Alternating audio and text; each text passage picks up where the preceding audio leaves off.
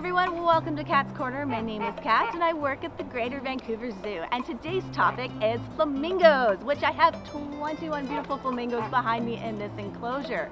So flamingos are a remarkably interesting bird. Not a lot of people know that flamingos are not naturally pink. They are born a dull gray or white color, and they get that pink color from eating beta-carotene, which is found in their diet. Other various food that they eat is small bits of algae, plant material, insects, and other foods to make up an omnivorous diet. So what is interesting about how they eat is a lot of birds move their bottom beak, where the flamingo uses its top part of the beak. So flamingos hold their bent bills upside down while feeding, often several hours a day, so they can filter out their food while skimming the water. They may seem to be nibbling or scooping at the surface. So there are some flamingos right now currently skimming the top of the water right now and filtering through. So it's quite interesting to watch our flamingos in action doing that right now. So when you are looking at the flamingos, you generally see them on one leg most of the time, right? So that is their one-legged standing position. This is done to preserve their body heat, and then they will alternate legs to regulate the body temperature.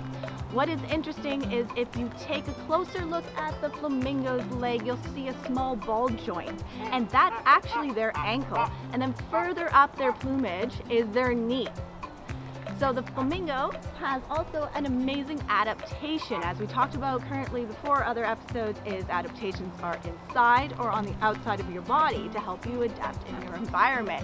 So these guys can actually go into really high saline water or high altitude salt flats. So they have very special tough skin and scales on their legs to prevent burns. So for a human, if we were to walk into a high saline water, we actually can come out with third-degree burns.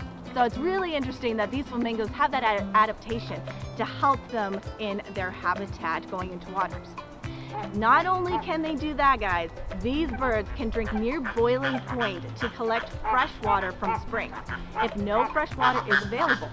So flamingos can use glands in their head that remove salt, draining it from the nasal cavity.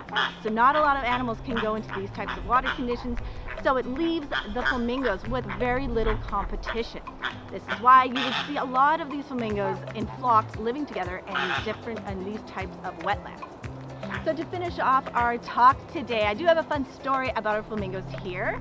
We have 21 of them currently, and the joke around the zoo is it's like putting to bed 21 4-year-olds at once. For a lot of parents out there, I'm sure you can understand that saying. Imagine having 21 4-year-olds and you're all trying to put them to bed at once. It can be a little challenging for our zookeepers at night. So thank you all for joining me today at Cat's Corner. I look forward to seeing you again soon.